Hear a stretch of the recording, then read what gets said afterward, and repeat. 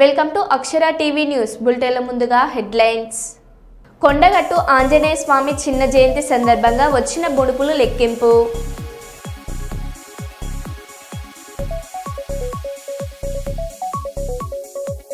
తెలంగాణ బొగ్గు గని కార్మిక సంఘం ఆధ్వర్యంలో జీడీకే 2 ఇంక్లైన్ గని మేనేజర్ వినతి పత్రం.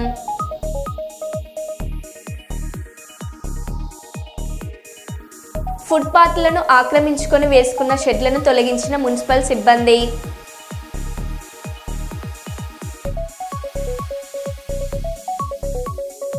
కరీంనగర్ జిల్లా కలెక్టర్కు చెప్పుకుందామని వచ్చిన వృద్ధ దంపతులు.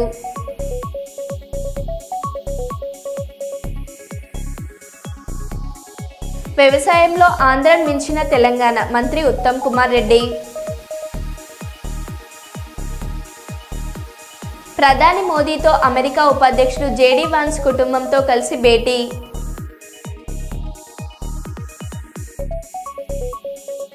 పంజాబ్లోని మెగాలో హిప్నటిజం చేసి మహిళను మోసం చేసిన దొంగ బాబా.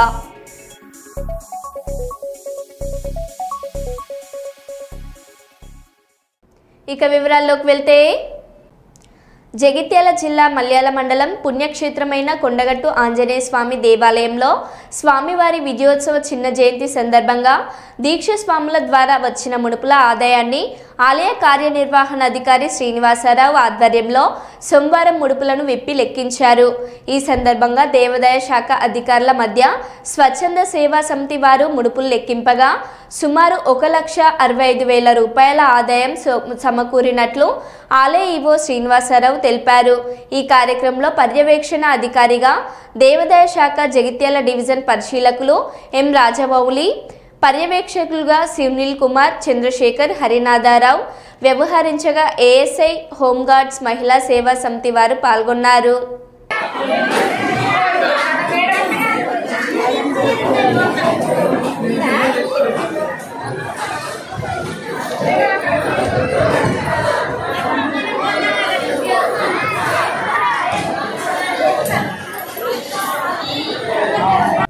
కంచె గచ్చిబౌలి భూముల వ్యవహారంలో పోలీసుల విచారణ పేరుతో వేధింపులకు గురి చేస్తున్నారని BRS social media convener Manne Kishank మానవ హక్కుల కమిషన్ను ఆశ్రయించారు.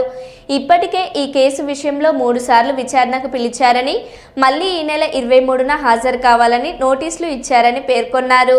దర్యాప్తు పేరుతో ఏమీ విచారించకుండా పోలీస్ స్టేషన్లో ఖాళీగా కూర్చోపెట్టి సమయం వృధా చేస్తున్నారని తెలిపారు.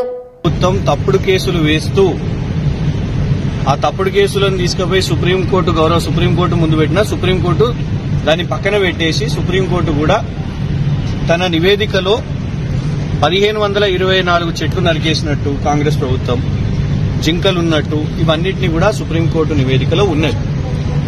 కానీ ఇప్పటికీ కూడా కాంగ్రెస్ ప్రభుత్వం, కాంగ్రెస్ మంత్రులు సుప్రీంకోర్టును కూడా తప్పుపడుతూ ఇవాళ సుప్రీంకోర్టును కూడా బేఖాతరు చేస్తూ ఇక్కడున్న రాష్ట్రంలో సోషల్ మీడియాలో ఎవరెవరైతే ఆ పర్యావరణ దృష్టితో ఆ కోణంతో సామాజిక మాధ్యమాల్లో ఎవరమైతే సోషల్ మీడియాలో దాని మీద చేసినామో వేధిస్తూ కేసులు వేస్తూ మమ్మల్ని అధికారులను ఎవరిని కూడా వదులుతలేరు. ఏప్రిల్ 9న రమ్మన్నారు గచ్చిబౌలి పోలీస్ స్టేషన్ కి. అంబేద్కర్ జయంతి రోజు కోర్టు సెలవు, మొత్తం దేశవ్యాప్తంగా సెలవు ఉంటుంది. మేము ఏప్రిల్ 15న పోయినాం, కోఆపరేట్ చేసినాం. ఆ రోజు కూడా ఉదయం పోయి రాత్రి వరకు అక్కడనే ఉన్నాం. ఒక్కటంటే ఒక్క ప్రశ్న కూడా అడగలేదు. మళ్ళా తర్వాత నోటీసులు తీసుకొని వచ్చారు. మళ్ళా తర్వాత రండి అని చెప్పారు. మళ్ళా చూస్తే శుక్రవారం గుడ్ ఫ్రైడే రోజున, ఆ రోజు కూడా కోర్టు సెలవులు. పదే పదే ఇలా నోటీసులు ఇచ్చుకుంటూ పోలీస్ స్టేషన్ కి రప్పించుకుంటూ పోనీ అక్కడ ఏమన్నా విచారణ నిజంగానే చేస్తారా, ఏమన్నా అడుగుతారా అనంటే కేవలం ఉట్టిగానే కూర్చోబెట్టు. అక్కడికి పోయిన తర్వాత కూడా మొన్న శుక్రవారం రోజున కూడా మొత్తం కూర్చోబెట్టుకుని రాత్రికి మా న్యాయవాదులు అందరూ కూడా 5 నిమిషాలకు ఒకసారి ఏమన్నా అడగండి, ప్రశ్నలు ఏమన్నా ఉంటే దర్యాప్తు విచారణ కోసం అపియరెన్స్ కోసం పిలుస్తున్నారు కదా, ఏమన్నా అడగండి అని అంటే 5 నిమిషాలు అని చెప్పి ఆ రోజు పోలీస్ స్టేషన్ లో ఎవ్వరు కూడా లేకుండే. సిఐ ఎస్ఐలు అందరు కూడా ఒక పాటల పోటీయో ఏదో కాన్సర్ట్ ఉంటే అందరు కూడా అక్కడికి పోయినారు. మళ్ళా రాత్రి నోటీస్ ఇచ్చారు. ఏప్రిల్ 23న 4వ సారి రావాలి. విక్రాలు దారాదత్తం అట్లాంటివి మీరు ఇన్వెస్టిగేట్ చేయండి. లేదు గ్రూప్ 1 పరీక్షల విషయం మీద, పోటీ పరీక్షల విషయం మీద 900 మార్కులు కోసం పేపర్లు రాస్తే కొందరు అభ్యర్థులకు 2 మార్కులే వచ్చినాయంట. 900 మార్కుల పేపర్లో 2 మార్కులే వచ్చినాయంట. 654 అభ్యర్థులకు సేమ్ మార్క్స్ వచ్చినాయంట. ఇట్లాంటి సీరియస్ విచారణ చేపట్టాలి కదా. ఇవాళ కాంగ్రెస్ ప్రభుత్వానికి చాతనైతే లేదు కాబట్టి సుప్రీంకోర్టు అక్కడ యూనివర్సిటీ ఆఫ్ హైదరాబాద్ దాన్ని సువోమోటో తీసుకున్నది. గ్రూప్ 1 పోటీ పరీక్షలను హైకోర్టు విచారణ చేపడుతున్నది. ఇలా పదే పదే మీరు సోషల్ మీడియా వాళ్ళు ఏం పెడుతున్నారు అని ఈ విచారణ చేస్తున్నారు. కాబట్టి ఇక ఆల్టర్నేట్ గా మా న్యాయవాదులందరూ కూడా మాకు ఇవాళ కాంగ్రెస్ ప్రభుత్వం ఎంబడబడ్డది. పోలీసు వాళ్లకు పోలీసులుగా కాకుండా కాంగ్రెస్ కార్యకర్తలుగా పనిచేస్తున్నారు. ఈ 4 కేసుల్లో కూడా ఫిర్యాదుదారులు ఎవరెళ్ళు? కాంగ్రెస్ నాయకులే. ఎన్ఎస్యుఐ అతను, కాంగ్రెస్ సోషల్ మీడియా ఇన్ఛార్జు వాళ్ళు కంప్లైంట్ పెట్టి ఇక పోలీసులని రాష్ట్రంలో ఏ పని చేయకండి, మీరు రైతుల గురించి ఆలోచించకండి, యువత గురించి అసలు ఈ 3 సార్లు వాళ్ళు చేసింది ఏంది? సీసీటీవీ ఫుటేజ్లు తెచ్చుకోండి. అక్కడ లోపల ఉన్న సీసీటీవీ ఫుటేజ్లు అవసరమైతే పోలీసు వాళ్ళు వాళ్ళ ఈమెయిల్స్ కానివ్వండి, లేకపోతే వాళ్ళ మొబైల్ ఫోన్స్ కానివ్వండి, వాళ్ళది విచారణ చేయాలి, మాది కాదు. ఎందుకంటే పైన ఎవరో అధికారులతో గంటలు మాట్లాడుతున్నారు, వాళ్ళు క్వశ్చన్ పేపర్లు పంపుతున్నారు. సీసీటీవీలు చూస్తే అర్థమవుతుంది. 2వ రోజు అర్ధగంట పండుకున్నా, 3వ రోజు సోఫాలో 45 నిమిషాలు పండుకున్నా. ఎందుకంటే అక్కడ ప్రశ్నలు లేవు, పుట్టిగా లోపలికి పోయి పండుకుంటున్నా. పాపం పోలీసు వాళ్ళకి పని ఉన్నదో లేదో తెలియదు, కానీ నాకైతే పని ఉన్నది. ప్రతిపక్షం అంటే ఏంటిది? ప్రజల కోసం మాట్లాడాలి. ఇవాళ బయట ఉంటే యువత కోసం మాట్లాడతాం, బరాబర్ అడుగుతాం, గ్రూప్ 1 గురించి అడుగుతాం, ఇంకెన్నో సమస్యల గురించి అడుగుతాం. మా బీఆర్ఎస్ రజతోత్సవాలు ఉన్నాయి. బీఆర్ఎస్ రజతోత్సవాలు 25 సంవత్సరాలు చేసుకుంటుందని నేను అది ఫస్ట్ సంబరపడుతుంటే, ఇక్కడ నువ్వు రేసు పెట్టుకుంటా 25 కేసులు పెట్టబట్టి ఆల్రెడీ వాళ్ళకి 21 కేసులు అయిపోయినాయి. అది ముందొస్తుందా ఇది ముందొస్తుందా అని వాళ్ళ మీడియా వాళ్ళు కూడా మమ్మల్ని అడగబట్టి, అందుకే ఇవాళ మా బాధను వచ్చి మానవ హక్కుల కమిషన్ వరకు చెప్పడం జరిగింది. ఇక నెక్స్ట్ దీని ప్రొసీజర్ అంతా కూడా మా లీగల్ అడ్వకేట్స్ వాళ్ళందరూ కూడా దీన్ని చూసుకుంటూ ఉంటారు, దీన్ని ఫాలో అప్ చేసుకుంటారు. పోలీస్ డిపార్ట్మెంట్ కి తగిన నోటీసులు దయచేసి మీరు జారీ చేయాలి. ఎందుకు అనంటే మేము కోఆపరేట్ చేస్తున్నాం. కానీ స్థానిక ఆర్ఎఫ్సిఎల్ ఎరువుల కర్మాగారంలో పనిచేస్తున్న మెకానికల్ డిపార్ట్మెంట్ కార్మికులు పెండింగ్లో ఉన్న జీతభత్యాలు వెంటనే చెల్లించాలని ఆర్ఎఫ్సిఎల్ మజ్దూర్ యూనియన్ ఆధ్వర్యంలో కార్మికులు నల్ల బ్యాడ్జీలతో నిరసన తెలియజేసి విధులు బహిష్కరించారు. కార్మికులను ఉద్దేశించి యూనియన్ నాయకులు అంబటి నరేష్ మాట్లాడుతూ, అహర్నిశలు శ్రమించి పనిచేస్తూ కంపెనీకి 100 కోట్ల రూపాయల లాభాలను సాధించి పెడుతున్న కార్మికుల జీతభత్యాల గురించి రోడ్డెక్కడం కంపెనీ యాజమాన్యం యొక్క అమానుష చర్యలు పరాకాష్ఠగా ఉందని అభివర్ణించారు. 2-3 నెలలకు ఒకసారి జీతభత్యాలు ఇవ్వడం అంటే కార్మికులను బానిసలుగా భావిస్తూ ఉద్దేశపూర్వకంగా ప్రిన్సిపల్ ఎంప్లాయర్ అయిన ఆర్ఎఫ్సిఎల్ యాజమాన్యం కార్మిక చట్టాలకు తూట్లు పొడుస్తుందని అన్నారు. మీకు గడసలేని చెప్తాను.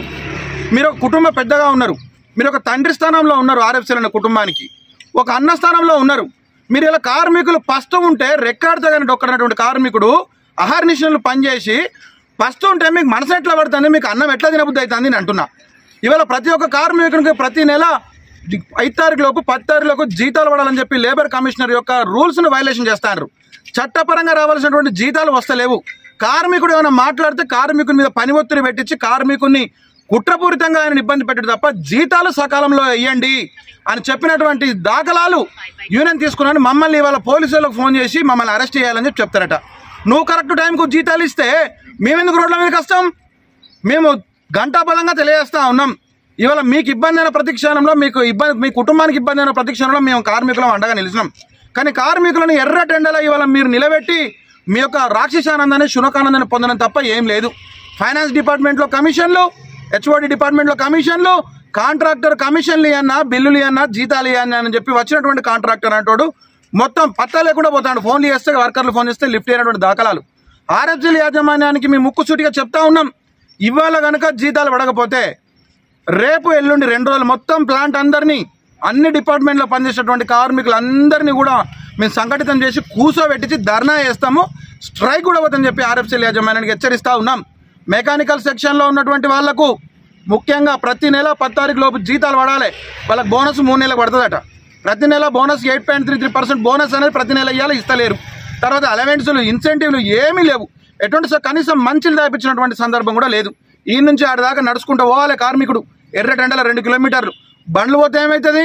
ఇంత అన్టచబిలిటీ ఎందుకు, ఇంత డిస్క్రిమినేషన్ ఎందుకు? ఆర్ఎఫ్సీల యాజమాన్యము వెనుకట ఎక్కడో చూసినా మనం బ్రిటిషర్లు వచ్చి పాలిస్తే జైలలో పెట్టిరని. ఇలా బ్రిటిషర్ల పాలన కొనసాగుతుంది. ఆర్ఎఫ్సీలో అధికారులు బ్రిటిష్ నియంత్రణలా వ్యవహరిస్తూ ఉన్నారు. వాళ్ళ కనీసం మనసు లేదు, కనీసం మానవత్వం లేదు. వెంటనే సీజీఎం గారు మీకు చేత కాకపోతే దిగిపోండి, మీకు చేత కాకపోతే దిగిపోండి. షట్ డౌన్ పెడదామని ఆలోచన కాదు. మీరు దిగిపోయి మంచి సమర్థవంతమైనటువంటి జీవనం పెట్టి సకాలంలో జీతాలు ఇప్పించే విధంగా చేయండి. మీ ఆస్తులు అడుగుతలేం, మీ అంతస్తులు అడుగుతాం, మీ అత్తారి కట్నంలోకి వెళ్ళి మాకు 5 పైసల రూపాయలు అడుగుతలేం. కష్టపడ్డటువంటి పైసలు చెమటోడ్చి ఎర్ర టెండకు మాడిపోయినటువంటి కష్టపడ్డటువంటి పైసలు జీతం టైంలో ఇన్ టైంలో అడుగుతున్నాము. ఇవాళ కలెక్టర్ గారు కూడా చెప్తా ఉన్నాం. కలెక్టర్ గారికి పోయి కంప్లైంట్ చేస్తూ ఉన్నారు సీజీఎం అంబటి నరేష్ మీద, అది పెట్టండి ఇది పెట్టండి అని చెప్పి. సిపిఆర్ కూడా మేము మెరిసి అప్పీల్ చేస్తూ ఉన్నాము. ఇన్ టైంలో జీతాలు వేయండి. పని చేస్తేనే యూరియా వస్తుంది. కార్మికుడు పని చేస్తే, పని చేయకపోతే రాష్ట్ర ప్రభుత్వం పడిపోతుంది. యూరియా లేకపోతే యూరియా క్రైసిస్ అయితే కార్మికుడికి ఇట్లా స్ట్రైక్ కూర్చుంటే యూరియా సకాలంలో అందించకపోతే రైతులకు తీవ్ర వ్యతిరేకం వచ్చి ప్రభుత్వాలు పడిపోతాయి. మీ సిపి గారు కూడా చెప్తాను, 4 పోలీసులకు 4 కోటర్లు ఇవ్వన్నారండి. పోలీస్ డిపార్ట్మెంట్ ఎర్రటెండకు పనిచేసేటటువంటి ఎస్ఐలకు, సిఐలకు, కానిస్టేబుల్లకు మంచి సవలతు ఉంటుంది కదా, 4 కోటర్లు ఇవ్వమంటాయి. ఆర్ఎఫ్సీఎల్ మేనేజ్మెంట్ మీకు కోటర్ ఇవ్వలేదు. మాకు పంచాయతీ పెడతాను, తెల్లర్లేసి మా మీద కంప్లైంట్ చేస్తాను. మీకు పంచాయతీ సకాలంలో జీతంలో ఇస్తే మేమెందుకు రోడ్డు మీదకి వస్తాం సార్? కాబట్టి గరీబుల పక్షాన, రెక్కాడితే కానీ డొక్కనటువంటి కార్మికుల పక్షాన మీ అందరినీ కూడా మేము 2 చేతులు నమస్కరించి మేము జోడిస్తా. కలెక్టర్ గారిని, సిపి గారిని, ఉన్నత స్థాయిమైన యాజమాన్యాన్ని సకాలంలో వీళ్ళకు జీతాలు ఇప్పించే విధంగా మీరు అందరూ కృషి చేయాలని చెప్పి మరియు ఆర్ఎఫ్సీఎల్ యాజమాన్యాన్ని కూడా డిమాండ్ చేస్తాను. ఇలా జీతాలు అడగకపోతే రేపు ఎల్లుండి కంపెనీని బరాబర్ ధర్నా చేసి కూర్చుంటాం, స్ట్రైక్ పిలిపిస్తామని చెప్పి ఆర్ఎఫ్సీఎల్ మజ్దూర్ యూనియన్ తరఫున ఆర్ఎఫ్సీఎల్ యాజమాన్యాన్ని హెచ్చరిస్తున్నాం, డిమాండ్ చేస్తా ఉన్నాం. ఏప్రిల్ 27న వరంగల్ నందు జరగబో రజోత్సవ సభకు సమాయత్తం చేయడం కోసం జిల్లా అధికార ప్రతినిధి వాకిటి శ్రీధర్ విస్తృతంగా పర్యటించారు. ఈ సందర్భంగా ఆయన మాట్లాడుతూ, కని విని ఎరగని నీతిలో రజోత్సవ సభకు ప్రజలు, నాయకులు, కార్యకర్తలు కదులుతున్నారని, భారతీయ రాజకీయ చరిత్రలో ఈ సభ చారిత్రాత్మకం అవుతుందని అన్నారు. కాంగ్రెస్ పార్టీ అన్ని వర్గాల ప్రజల మాయ మాటలతో మభ్యపెట్టి అధికారంలోకి వచ్చి డబ్బులు సంచులు ఢిల్లీకి తరలించడం పనిగా పెట్టుకున్నారని, ప్రజా సంక్షేమం గాలికి వదిలేసి ప్రజలను హరిగోస పెడుతున్నారని, స్థానిక సంస్థల ఎన్నికలలో ప్రజలు కర్రు కాల్చి వాత పెట్టడానికి సిద్ధంగా ఉన్నారని శ్రీధర్ విమర్శించారు.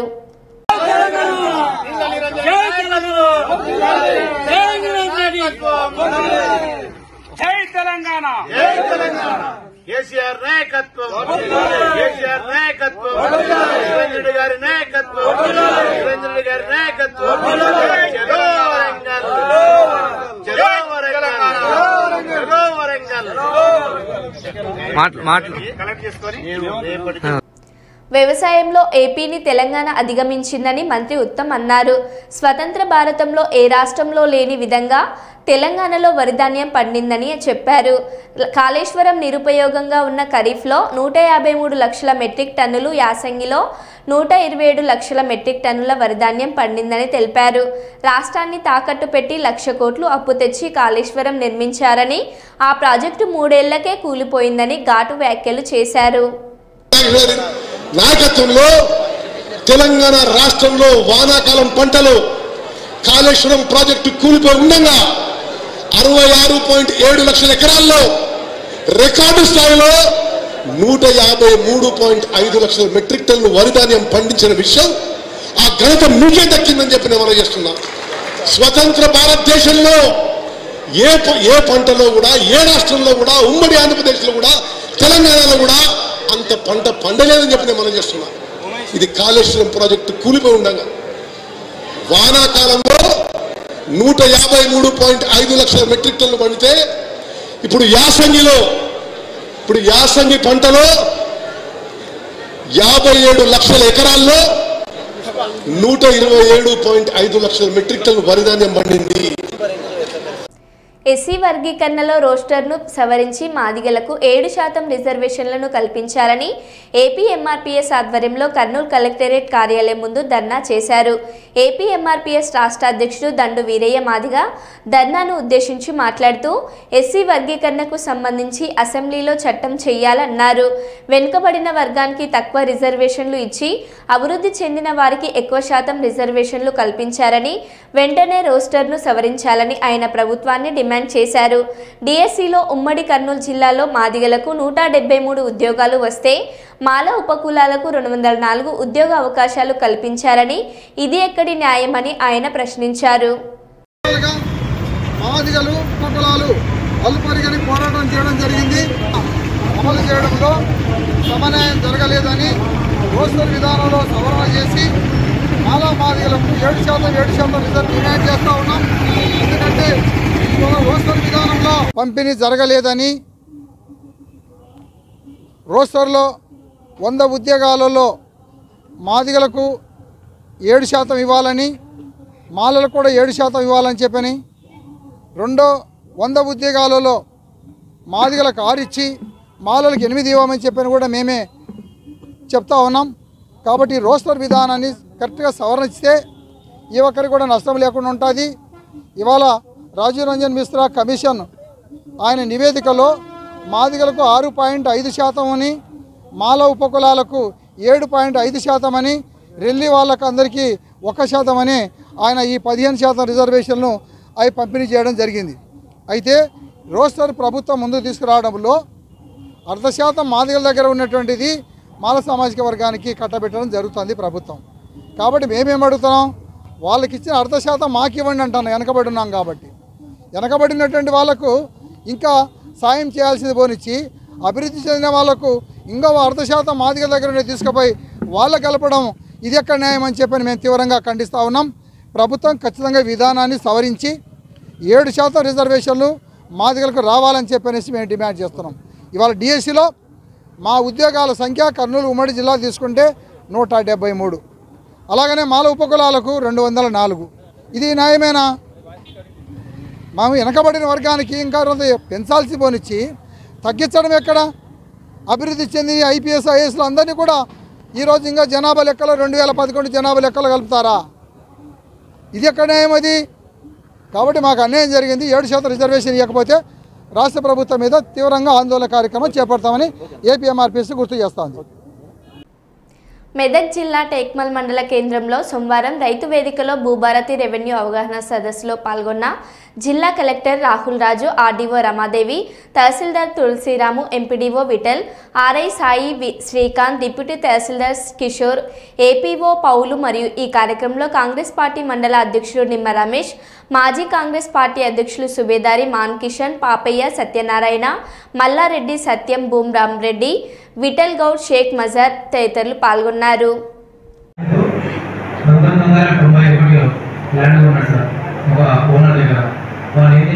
ఒక వైట్ పేపర్ పైన రాసుకున్నారు కాబట్టి అది ఇప్పటి వరకు కూడా ఇక్కడ రికార్డు లేదు. మొన్న ధరలు వచ్చిన తర్వాత ఎప్పుడైతే 90 కోట్ల అమ్మిన రైతు ఉన్నాడో ఆ రైతు మళ్ళీ ధరలు వచ్చేసారు. మేము వచ్చిన తర్వాత చాలాసార్లు అతన్ని అడుగుతున్నాం, అతను చేసిస్తలేడు.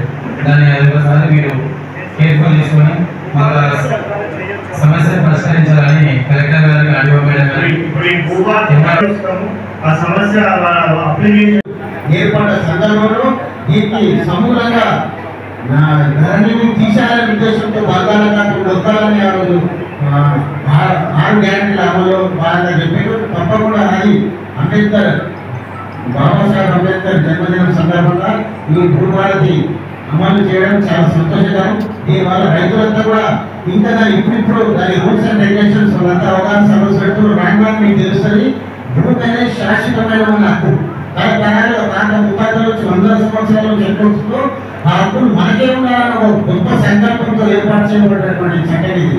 మన తరతరాలు కూడా ఎక్కడ కూడా గుంటకు పడకుండా ధరణి పోర్టల్, భూదాన్, ఈ భూభారతి పోర్టల్ ద్వారా శాశ్వతంగా ఎలాంటి సరిహద్దు గొడవలు లేకుండా మనకు శాశ్వతంగా దాన్ని మాడిఫై చేయాలంటే కూడా మనం తహసీల్దార్ ఆఫీస్లో చేసుకోవచ్చు.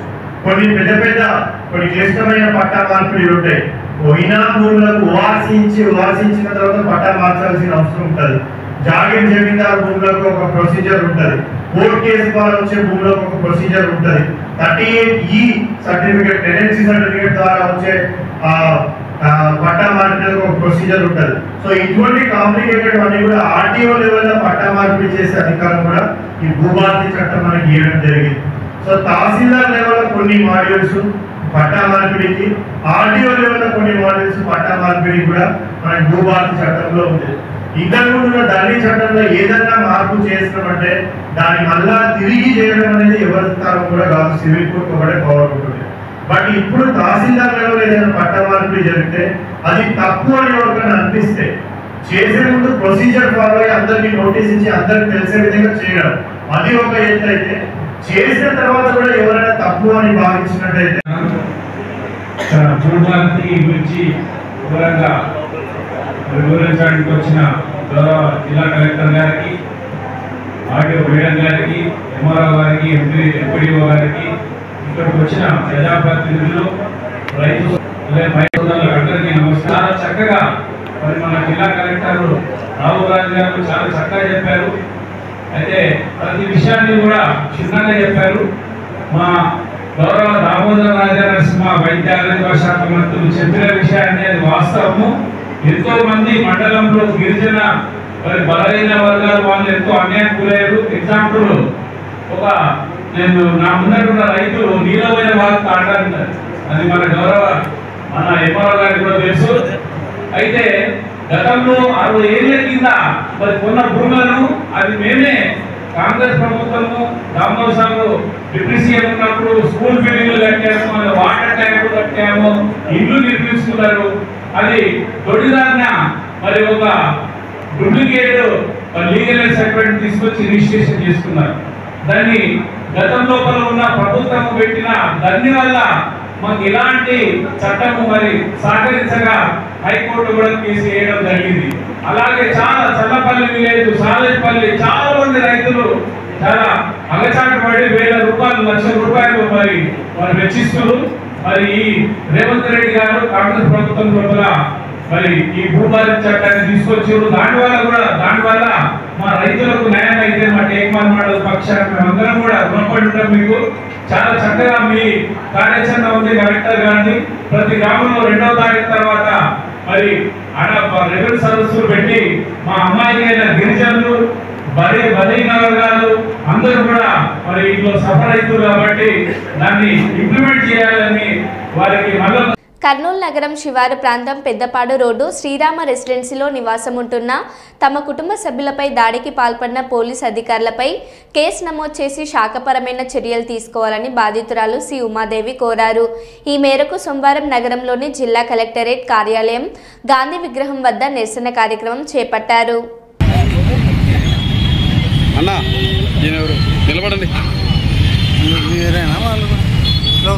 అందరు పెద్దపాడు వాళ్ళనా?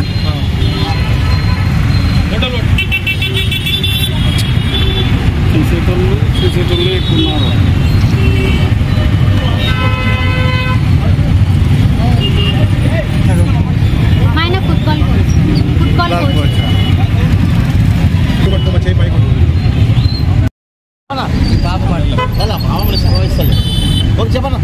నా పేరు మహేష్, నేను ఉమాదేవి వాళ్ళ భర్తని.